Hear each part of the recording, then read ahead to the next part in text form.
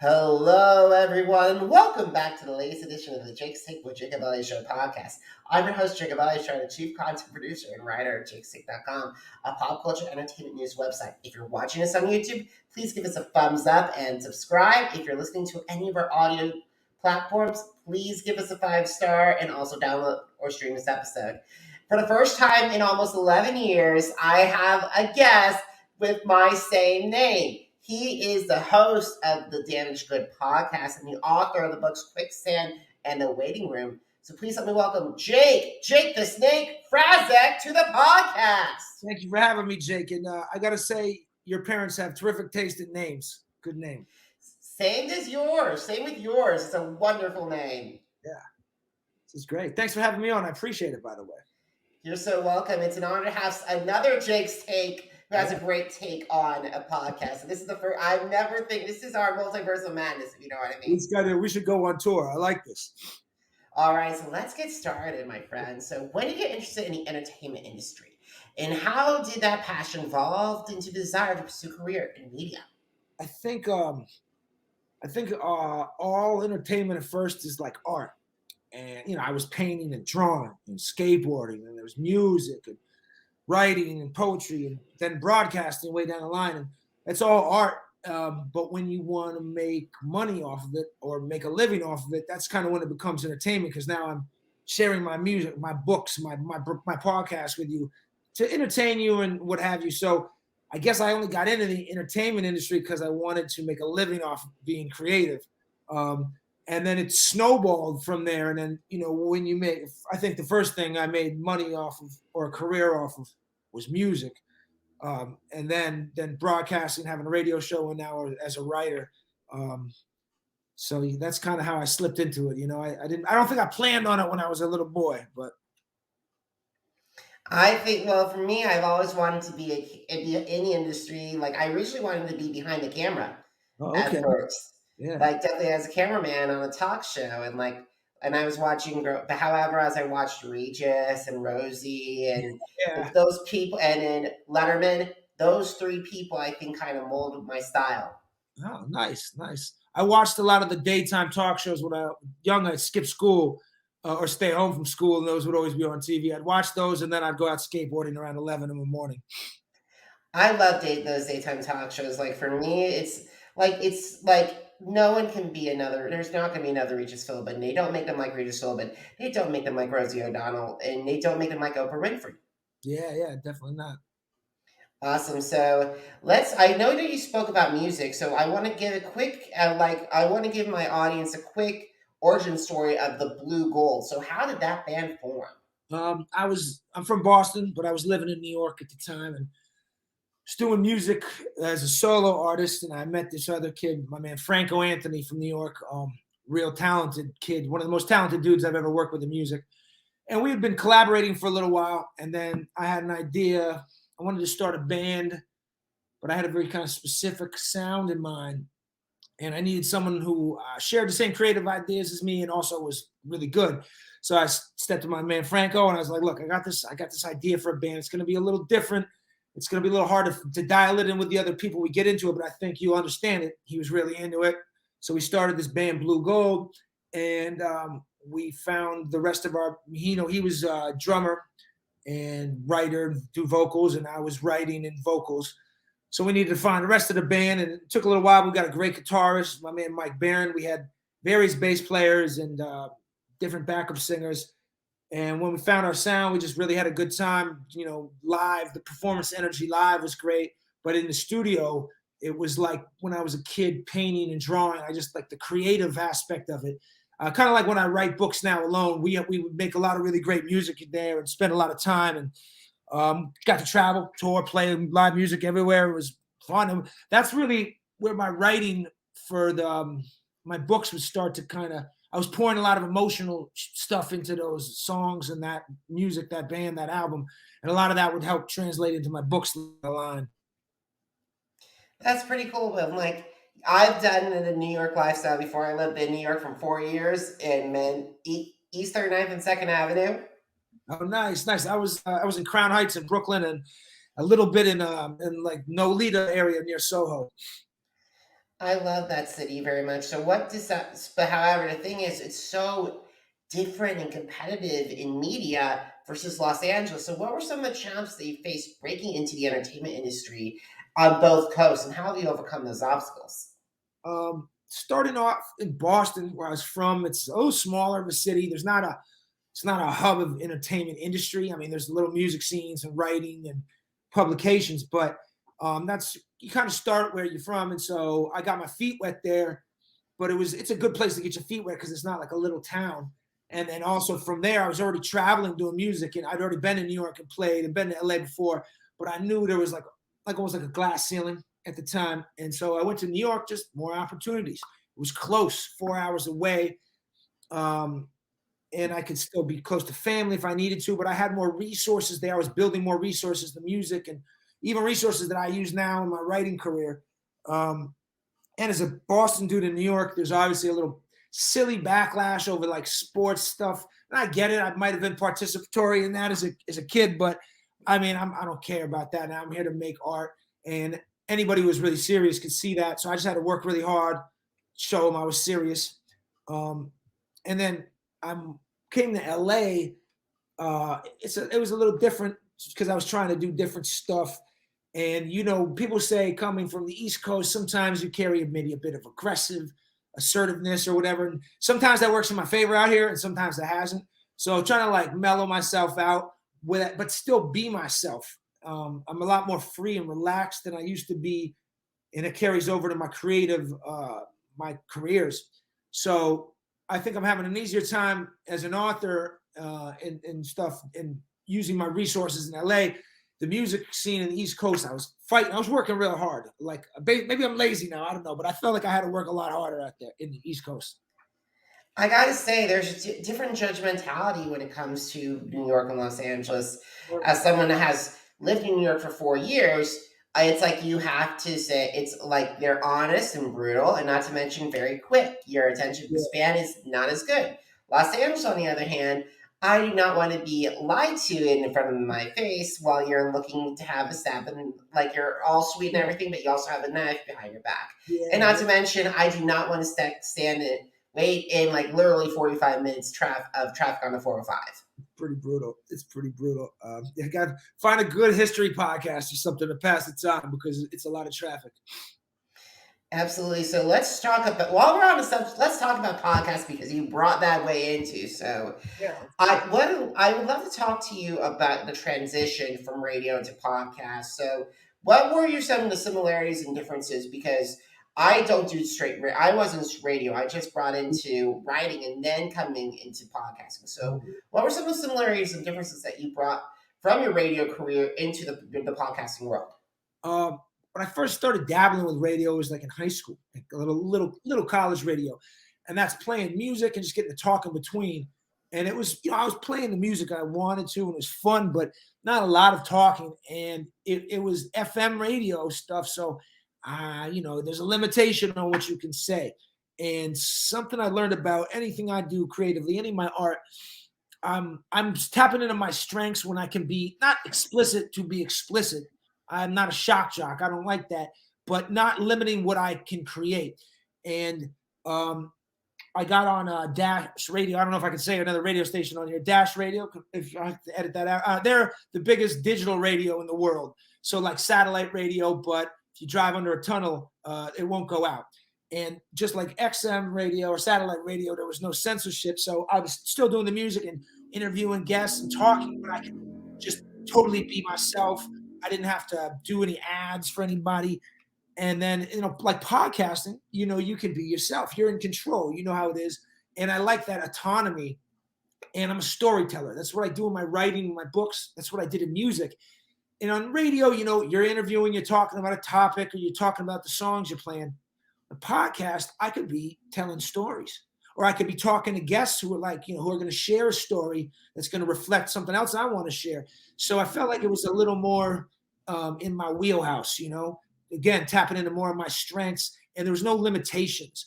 And radio is live, usually, whereas the podcast, it's not. I don't do mine live. It's a little more relaxed. If I'm messing up, maybe I can cut it and edit it. So It's like writing. I can spell check my book. I can go back and change a sentence if I need to.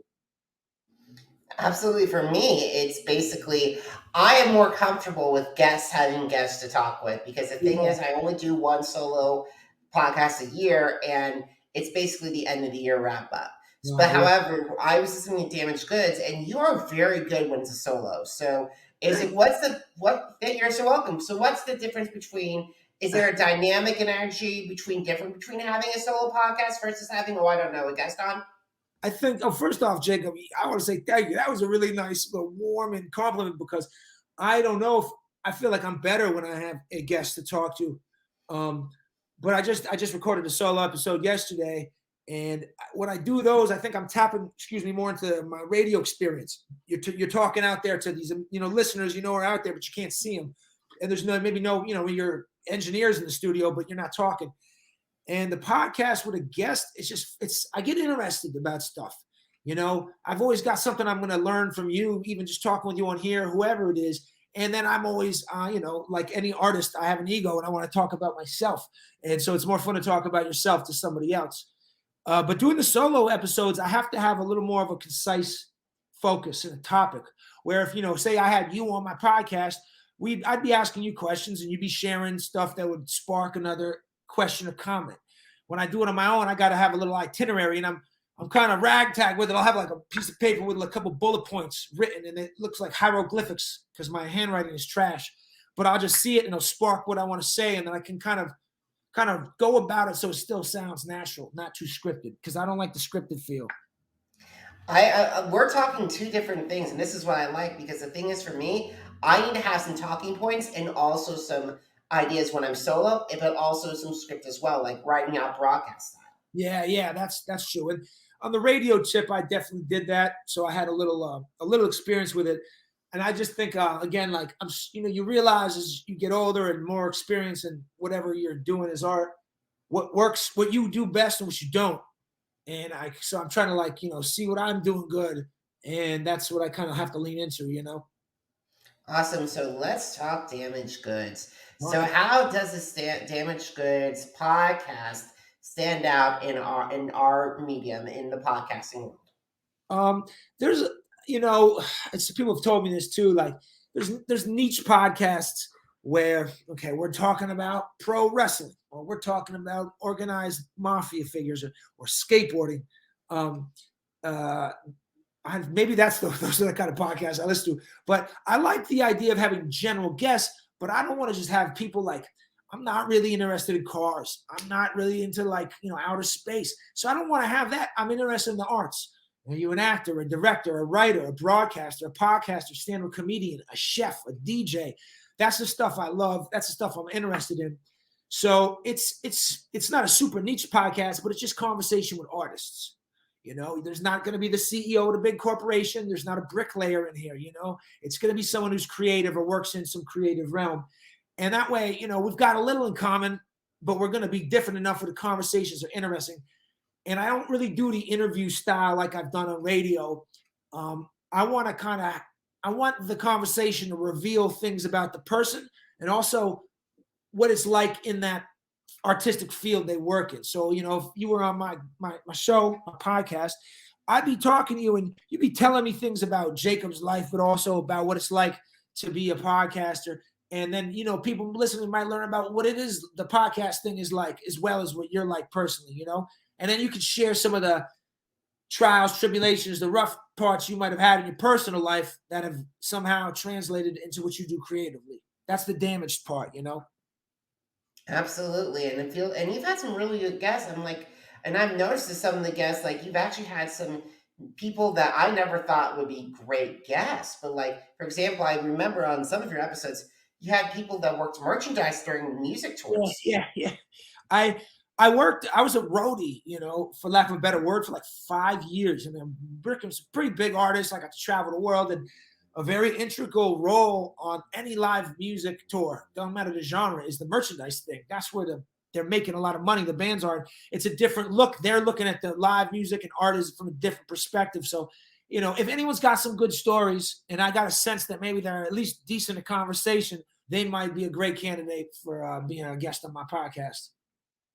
That's wonderful because the thing is, sometimes you have those behind the scenes takes that you don't often have. Like I remember what listening when Desmond Child came on the show, and he was talking about all those behind the scenes stuff about all of the songs. Like I still remember his story about Dude Looks Like a Lady, or when Kiss, or Joan Jett, or The Connection, or how his or he has 6 degrees of Darlene Love Yeah.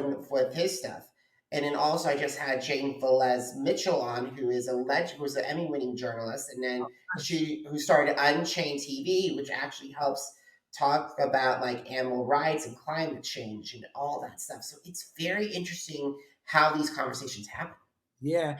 And, you learn a lot, if you could shut your mouth and open your ears more. So that's what I try to do on my podcast because I talk too much. So, when I got somebody on, it's nice because they're going to probably, I hope, shed a little light on something I don't know and maybe give me a different perspective on things.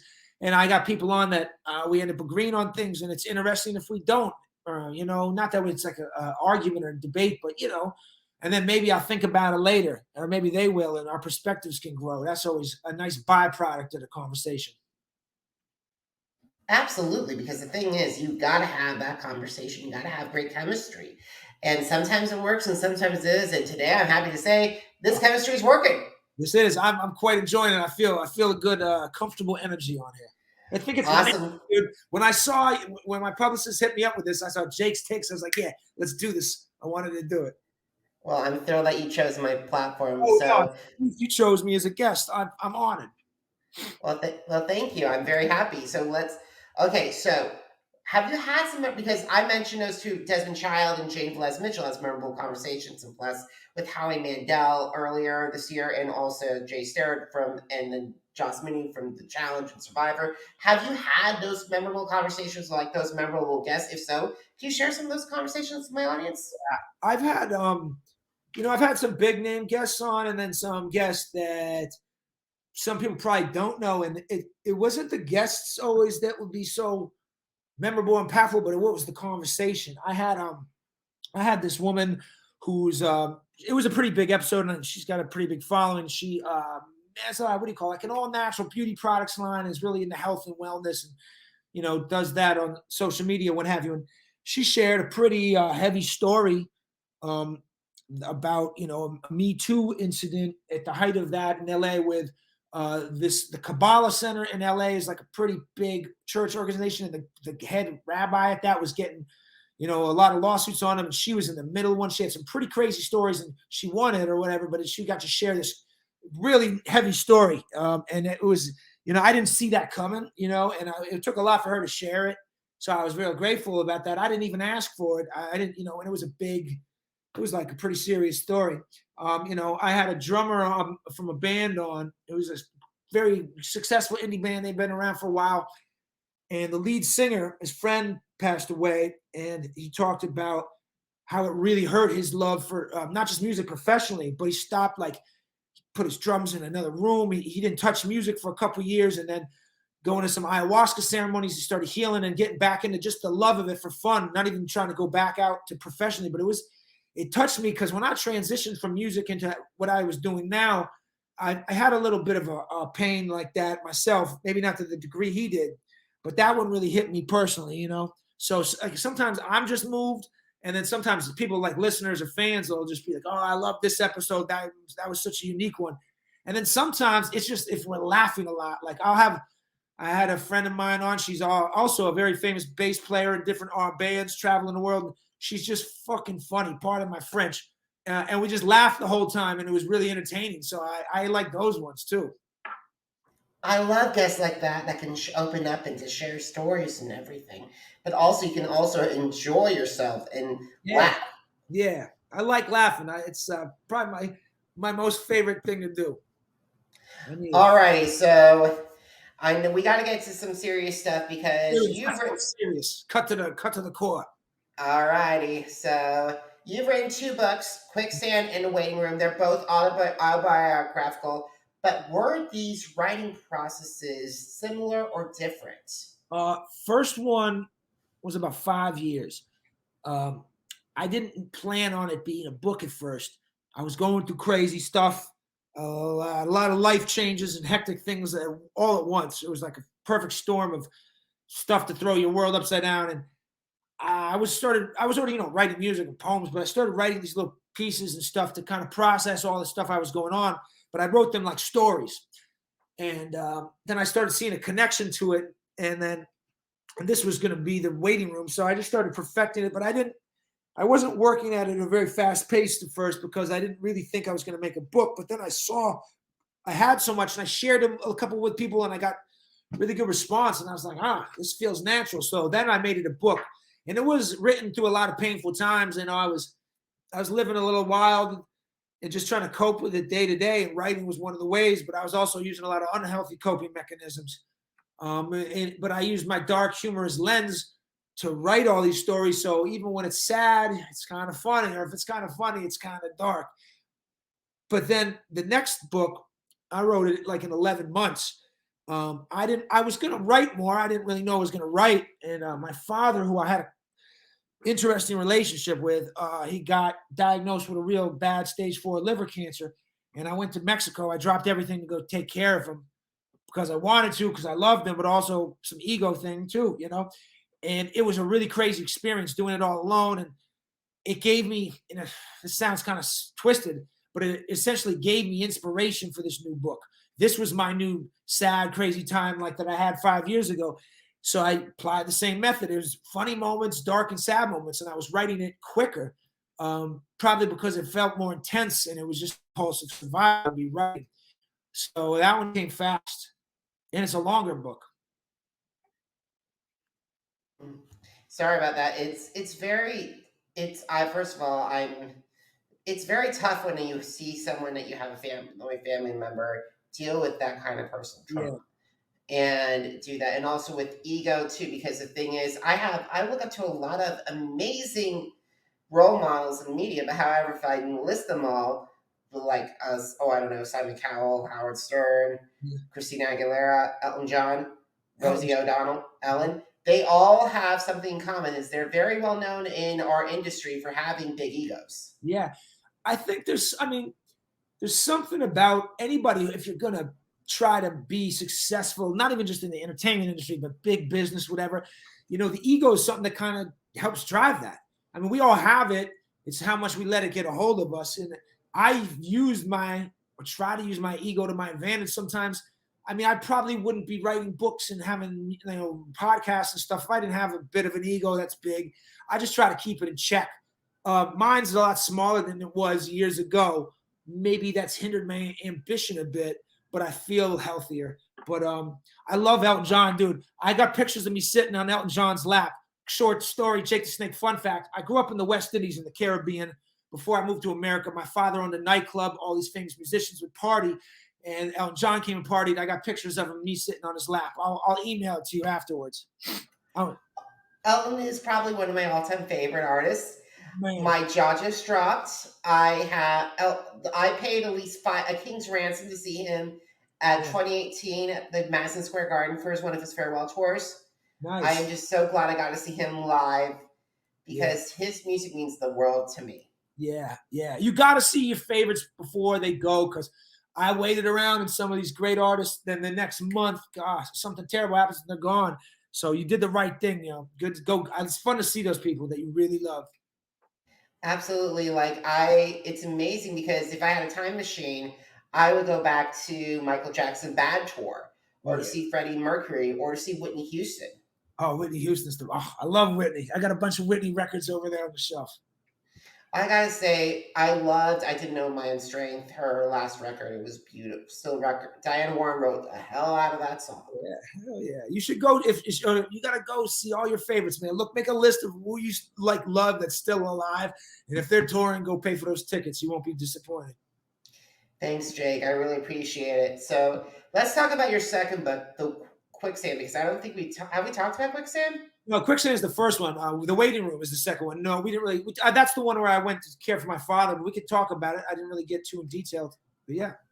All right. So let's talk about writing processes, because the thing is, as you explained to me with The Waiting Room is different, and Quicksand, they're both Like, how do you sit down and write a book? Because the thing is, with me, when it comes to like, if it's something that I really enjoy, like recapping America's Got Talent or reviewing new music, it takes me. Have the fine tune. I can sit down, and once it like music reviews, it's going to take me a couple hours because there's so much to choose from.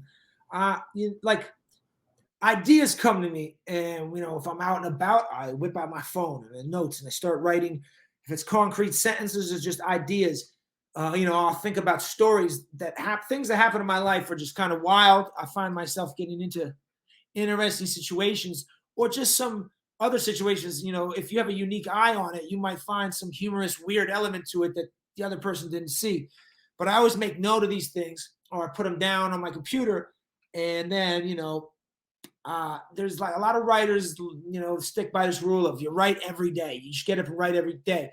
And they're right. That's correct. But the method to my madness just is different. I don't write every day, but sometimes I write for like 10, 12 hours, I used to do a lot of night writing, which I still do. I like waking up really early and writing. If the sun's not up, I don't write much in the middle of the day. I'll start in the afternoon, but I have some like jazz on in the background, no lyrics, no syncopated beats. I like to obviously be alone. And you don't want to be too distracted. I don't like to, and I might drink some wine usually or whatever, and I'll write a little while, step out of the house, maybe I'll take a walk, go to the bar, go get a taco, come back. But I don't like to force it because sometimes it comes like a possession. That's why I gotta write this, or I'll be on a flight and I'll just whip out and write like 3 pages on my phone out of nowhere, like a story, and just will come and ways to articulate it. But sometimes I just don't want to write for a few days. Some people say you got to write every day. I mean, Stephen King does, but I mean, I don't know. I like to write a little more poetically. I'm not just like a novelist, so it's got to mean something to me where it's coming from. I gotta say, my writing stuff, like, I think I need to have a coffee shop be in this around. Like, I don't really like solo, but for me, coffee shop. I love my coffee shops. Can't do it, man. I could do like emails. I could maybe edit in there. But to your point, I would go to bars, like not popular, loud bars. I would go to a bar and I'd sit in the corner, and I would like have headphones on with jazz, and I would write there. That was like my coffee shop, and I'd be drinking whatever I was drinking. Not to talk with anyone. I didn't want loud music and sports TVs. But the coffee shop, I felt everyone's on the computer there, but I felt like everyone was looking at me weird. Whereas at the bar, I'm the only guy with a laptop and headphones in writing, but nobody looked at me, so I felt more anonymous, I know what you mean. So, do you have a list of your dream guests? Because I have a list that's like almost 2 pages. Somebody asked me that a while ago, and I was having a hard time because there's certain people I really, really admire, but I don't know if I want to talk to like some big, big guy. But then there's certain people I think that would be pretty interesting that aren't maybe on the scale of super success. They're not the Beyonce level, and I don't know why I'm more interested to have a conversation with them. Are we talking about alive or dead though? That's a big. You talking about alive? Alive, of course. Like, if there was believe me, if I like it for the afterlife, there's a lot of people I want to talk to. Yeah, that's a big list. Alive, like there'd be some pro skate. I was a big skateboarder when I was a kid. Some pro skateboarders and surfers I'd talk to. God, man, a lot of the writers I like are dead. There's like 1 or 2 writers alive I really like. One of them I don't know. You know what? Werner Herzog, the German director, he a great documentarian director. I'd like to interview Werner Herzog. Steve McQueen, who's not the old actor Steve McQueen, he's the British director Steve McQueen, younger black dude. I'd love to interview or just talk with those guys. Man, now this is a tough one. I would be screwed if you put a gun to my head about this. Well, first of all, I'm never going to do that because I'm against violence at all costs. I appreciate that. That's number 1. Number 2, I gotta say, yeah, a lot of my favorite people are dead, but like I did have a legendary encounter with the one and only Stan Lee. Oh, okay. I would love that. Would have been a great one. I would have loved that. Tell me. So let me just tell you my quick Stan Lee story. So Stan Lee came to Planet Comic Con, which was basically Kansas City's largest comic book convention in the Midwest. And I paid a king's ransom, but it's Stan freaking Lee. You gotta pay them ransom. Yeah. It was like 2016, and it was one of his final appearances. So I told him how much he inspired me as a writer. And I do have a photo I could show you. But I gotta look in my phone for it, but not now. My first pet ever, I didn't really have a lot of pets, was a hamster. And I named him Stan Lee, but not Stanley like Stan Lee, like Marvel Comics Stan Lee. I was a big comic book head. And what I liked about Marvel Comics more than anything else is Stan Lee's characters he developed weren't always your clear-cut good guys and bad guys. They were flawed characters. You kind of like Magneto and some of these guys that were villains. And then even the Incredible Hulk and these people, they were troubled people. They weren't like your Supermans where it's all perfect. And I like that. Even at a young age, I identified with that.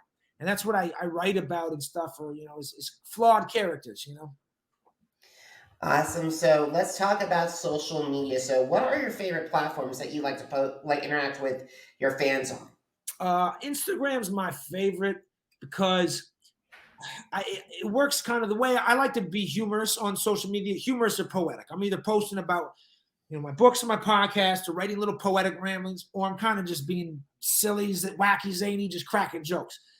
So social media, like different ones I can use for different things. Instagram is my favorite because I can post a picture of something on my travels and write little poetic rambling, and then I can just post hilarious shit I see or videos, and I can be short and quick with it. That'd be my favorite. Twitter I use, but a lot of people are arguing on Twitter. And on Facebook, it's like my mother's friends are on there and my aunts and uncles, and so that's conflicting. They took my Facebook account away right now anyway, so I can't use it. What? I don't know. I violated community standards. I only post the same things I post everywhere. It's just memes, and here's my book, here's my podcast. I don't really put my personal feelings on there, so I don't know what I posted. But I got 30 days. Allegedly, I'll be back. I have fingers crossed before this podcast gets up. You better be back there. I hope so. But I have my Twitter, my TikTok, and my Instagram, and I don't really like TikTok. I'm 40 years old. I can make some funny music video things for the memes. Not me in the camera being funny. That's not it. But I do use it to my advantage in my style. I cannot do TikTok for the life of me because the thing is I have way too much going on. Yeah, you're a busy man. You got, we have a lot going on, and adding another one on the list, especially when it's kind of time consuming, I can't do it. It's tough. Absolutely. If I ever had a social media intern, oh my God, they would have to master TikTok, and that'd be great. I know. I need some 20-year-old kid who knows that stuff like the back of his hand because it's a learning curve for me. Awesome. So we got to start wrapping up. So if you had the opportunity to meet with someone who is like, okay, I would love to try out podcasting, what advice would you share with them? Record yourself talking, either with somebody or by yourself. Play it for some people, then play it for yourself. A lot of people haven't heard their voice. And doing music for years and even radio, and as a kid, I knew what I sounded like. And when you know what you sound like, you can get comfortable. You can find your voice, as they say. There's a lot of people podcast, and it's, you might have a great idea or a great topic, but are you engaging? Am I going to pay attention? And it's not even just that, but that's the style that you put on. The way you host your show is the style you kind of put on, like the painter paints a thing, or the way a person plays the guitar. So if they're just, reading historical facts on a podcast because they're interested in the Revolutionary War, that's cool. But how you say it is even more important than what you're saying. So try to develop your voice, find your essence, your own style first. Awesome. Okay, Jake, last question. Are you ready? Do it. Shoot. Let's go. Where can I buy your book or books? Where can I listen to your podcast? And where can I find Blue Gold's music? The books, The Waiting Room and Quicksand are available on Amazon, Barnes & Noble, Kindle, even Walmart, select bookstores. The audiobook for Quicksand's out. The audiobook for The Waiting Room is coming out real soon, and they're both narrated by me. You get to hear this lovely voice. Podcast, Damaged Goods Podcast. You can go to damagedgoodspodcast.com, or it's on every major platform that you stream podcasts on. Social media, it's at Jake Fraczek, JakeFraczek, Damaged Goods Podcast. Also, Blue Gold stuff, some of it's still on Spotify, some's on TuneCore, depending on who owns it. YouTube, there's videos for Blue Gold stuff. Also, what's that other one the kids like? SoundCloud. So yeah.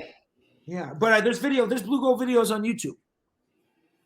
Awesome. So guys, if you missed an episode of the Jake Sick with Jacob Elyachar Podcast, visit our channels on Apple Podcasts, Deezer, Google Podcasts, Podcast Addict, Spotify, and Spreaker. Jake Sick with Jacob Elyachar, JACOBELYACHAR.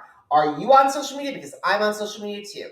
Facebook, Instagram, Twitter, and YouTube. Jacob Elyachar, JACOBELYACHAR. Jake-Shake.com, the blog and starting all, is celebrating 11 years this year. So I am very excited. If you want to see more articles, interviews, reviews, find out what my take on America's Got Talent is, or if you want to find out what I would think of the new albums, head to Jake-Shake.com. Jake, it was an honor and privilege to speak with you. Pleasure to be here. Thanks for having me. You're so welcome. Thank you. Until next time, everybody, have a great one. Goodbye.